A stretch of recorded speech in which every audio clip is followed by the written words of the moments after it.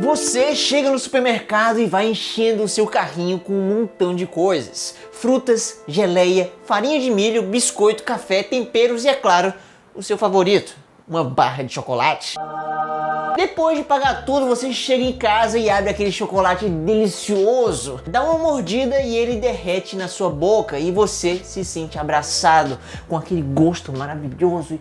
Ai meu Deus do céu, eu tô um estado dentro de casa. Aquele momento mágico foi interrompido por uma criaturinha repugnante, cheia de pernas e antenas.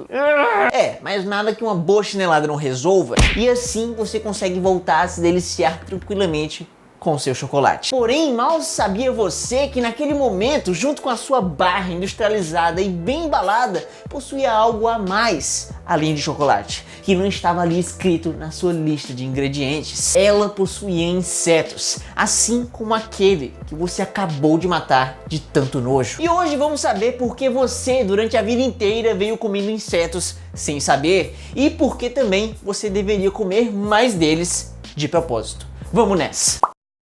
Olá, criaturas da internet, eu sou Davi Calazans e você está assistindo a mais um episódio do Ponto em Comum que só se tornou possível graças aos meus esfomeados apoiadores que ficariam bem surpresos de saber que tem insetos na sua comida e em basicamente todo lugar.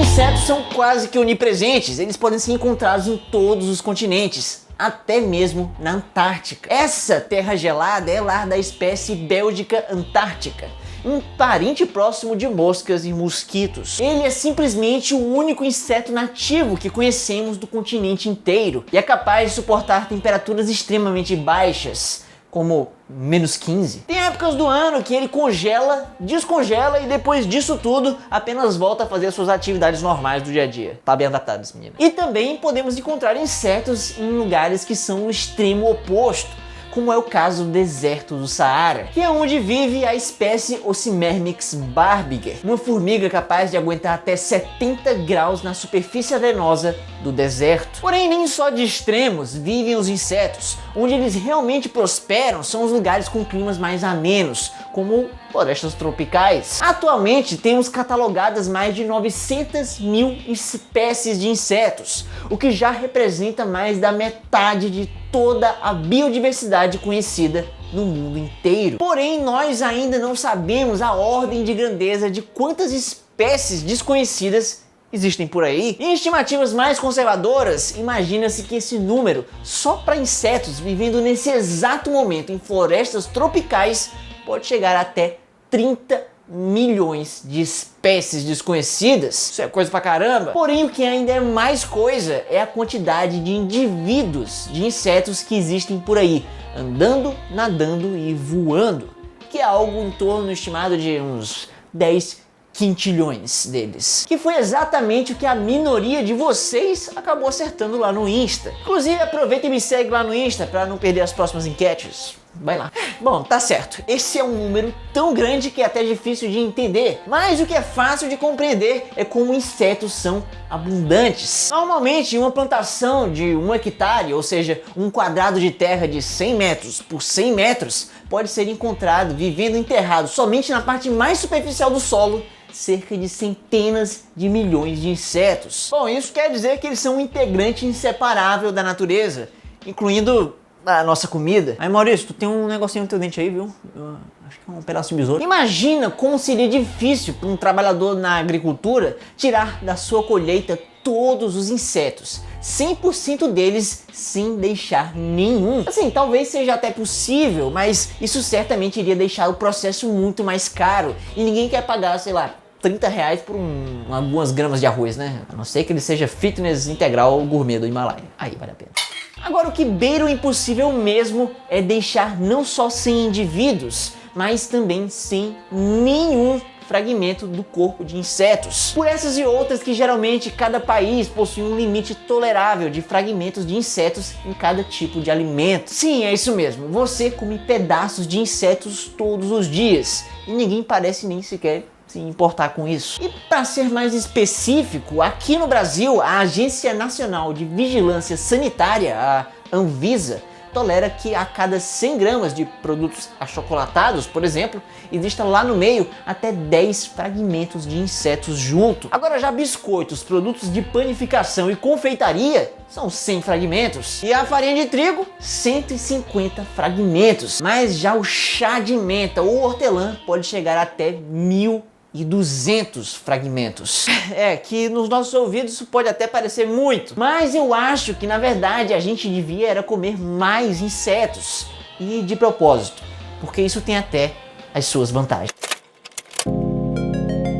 Como eu disse, existem muitas espécies de insetos, tipo, muitas mesmo, e cada uma delas possui suas próprias características, que podem variar bastante. Mas de forma geral, muitos dos que são comestíveis conseguem satisfatoriamente cumprir os requerimentos necessários para uma dieta humana saudável, tanto no quesito de energia, proteínas, ácidos graxos e micronutrientes. No caso de micronutrientes, isso acontece porque insetos, como alimento, são consumidos inteiros. Basicamente, todo o corpo do organismo é aproveitado. Ninguém come, sei lá, só uma parte específica dele. Ô, bom dia. Você me arranja aí 200 sobrecoxas de gafanhoto?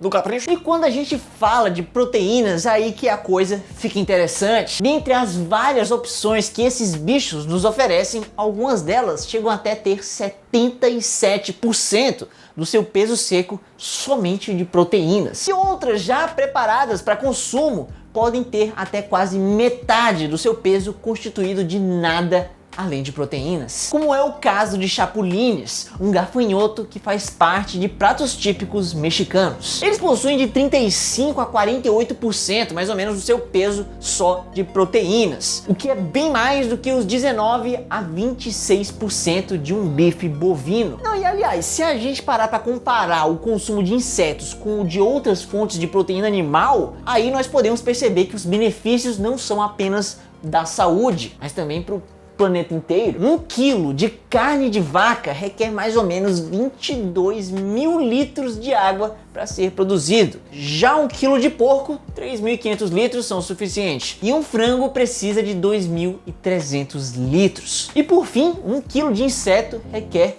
muito menos. Nós não sabemos exatamente o quão menos, porque é algo que também varia bastante de espécie para espécie, mas realmente é uma quantidade bem menor, tipo algumas centenas de litros ou até menos. Sem falar que a produção deles gera menos gases causadores de mudanças climáticas e usam também menos espaço. Dependendo do método de criação, basicamente nenhuma terra é necessária, o que facilita muito a produção por pessoas sem condições financeiras em países em desenvolvimento, especialmente mulheres. Em muitos lugares pelo mundo, mesmo nos menos desenvolvidos, o direito à terra já foi estendido através da lei até as mulheres. O problema é que às vezes acontece que na prática as coisas são diferentes. Elas podem enfrentar barreiras por causa de costumes tradicionais de suas culturas e assim muitas vezes podem acabar ficando sem acesso à terra. Por isso a criação de insetos acaba se tornando uma opção mais atrativa, porque não precisa necessariamente de terras e não precisa também de um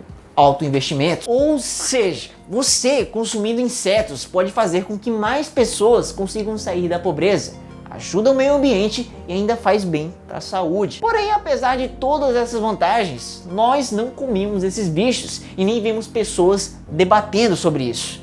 Agora, por que não? Há muito tempo era comum pessoas comerem insetos e várias outras coisas que simplesmente apareciam na frente delas. Porém, um dia veio a Revolução Agrícola. Olha só, é um insetinho? Larga isso, Carlos, tá maluco? A gente tá na Revolução Agrícola, meu irmão. A partir dessa época, pessoas então, ao invés de ficar indo até a natureza para caçar e coletar alimento, passaram a cultivar plantas e a criar animais pertinho da sua casa mesmo. E isso foi, na verdade, muito bom, porque permitiu que a nossa civilização mais tarde surgisse. Porém, por outro lado, acabamos esquecendo os insetos. Os mais valiosos animais eram criados para alimentação e não eram de qualquer tipo. Eram todos mamíferos grandes, como uma vaca ou uma ovelha.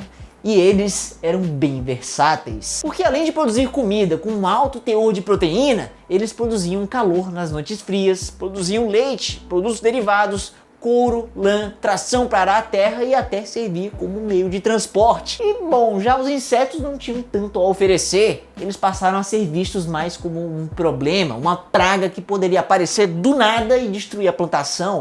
Porém, esses grandes animais capazes de serem domesticados não eram encontrados no mundo inteiro. Quase todos estavam no velho continente, 13 deles para ser mais preciso. Agora, já no novo continente, nas Américas, só haviam alpacas e lhamas em apenas uma parte da América do Sul, mais ou menos ali na região dos Andes. Então, em um continente basicamente sem grandes animais domesticados para ajudar na agricultura, alimentação e outras coisas mais, acaba que ficando difícil de sustentar uma alta densidade populacional humana. E isso fez com que nas Américas as pessoas geralmente desenvolvessem sociedades mais simples, pois não tinham vacas, ovelhas nem porcos, por exemplo. Porém, existem incríveis exceções, como os astecas, que desenvolveram no atual México uma civilização complexa e densa. E olha só que coisa, a sua fonte primária de proteína provavelmente eram os insetos. E quando os europeus chegaram aqui, perceberam que esses insetos também eram consumidos por muitos outros povos nativos americanos. O que foi visto com maus olhos pelos colonizadores. Comer insetos, comer pragas era algo nojento e fazia parte de uma cultura dita como inferior, o que ajudou ainda mais que a cultura ocidental se tornasse cada vez mais avessa a comer um grilozinho crocante inocente. E atualmente, com o poder de influência dos países ocidentais, boa parte do mundo acabou adotando por tabela o padrão de não comer insetos. Ou seja, tudo por uma questão cultural nós fechamos nossas cabeças e bocas para algo provavelmente melhor pra gente e pro mundo. Nascemos e fomos criados em um ambiente em que pessoas repetem histórias sem às vezes se questionar, e nós continuamos a propagá-las. Mas o mundo já não é mais o mesmo e está passando por intensas mudanças sociais e climáticas. Cabe a nós, do aqui e agora, decidir que tipo de atitudes nós, como indivíduos, vamos começar a fazer para tentar salvar o único planeta que temos. E essa vai ser uma batalha travada em várias frentes de nossas vidas, como o nosso meio de transporte, o lixo, as roupas, a água e, é claro, o nosso prato de comida. Por causa da urbanização e da vida moderna, nós acabamos tendo um certo distanciamento dos meios de produção da nossa comida e como ela causa impactos no meio ambiente. Apesar da gente saber que não é assim que funciona, nós acabamos vivendo como se aquele arroz, feijão e aquela carne brotassem do nada nas prateleiras de supermercado. Muitas vezes acabamos não percebendo no nosso dia a dia como as escolhas que fazemos no nosso prato de comida são capazes de mudar o mundo. Assim como smartphones seriam capazes de ter mudado a ida até a Lua. Clique bem aqui para saber como simples smartphones hoje possuem muito mais poder computacional do que o computador que levou o homem até a Lua. Vai lá ver que é uma história que ficou incrível. E olha, agora eu quero compartilhar uma coisa muito boa com vocês. Eu sempre gostei de ciência e gostei também de expressar o meu amor por ela para todos verem e serem contagiados também. Mas eu tinha uma certa dificuldade de encontrar coisas legais que façam referências a cientistas famosos ou elementos da hora sobre o mundo, o universo e tudo mais. Porém, hoje esse problema acabou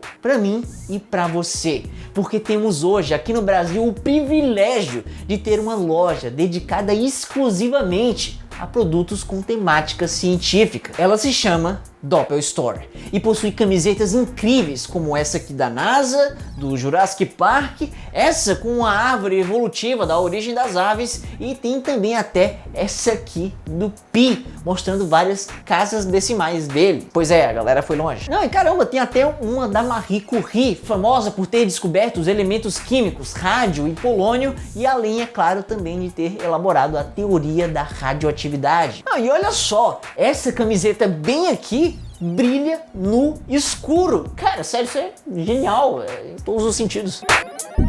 E além de camisetas, lá na Doppel Store você encontra pôsteres sensacionais, como esse aqui, sobre poeira cósmica, que também por acaso é feito de poeira cósmica. E também tem canecas, ecobags para você levar suas compras do supermercado de maneira mais ecológica, e tem até a almofada de vários cientistas como Isaac Newton, Galileu, Einstein, Darwin, Tesla e muito mais. Por isso, se você, assim como eu, acha que a ciência é uma coisa tão incrível que dá até vontade de vestir ela e espalhar ela por aí pelo mundo, não perca essa chance. Clicando aqui no link na descrição, você tem acesso a uma promoção incrível. Comprando 3 camisetas, você ganha uma outra de graça.